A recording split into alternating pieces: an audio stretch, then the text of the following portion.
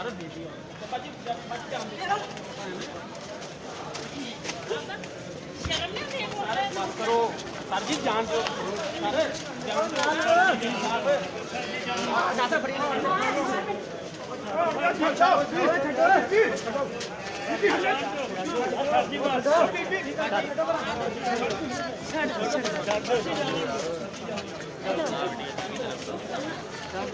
ਅਗੇੜਾ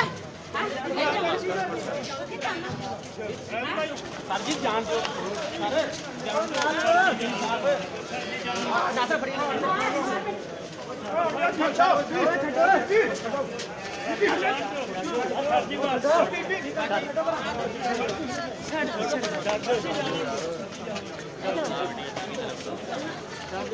ਅਗੇੜਾ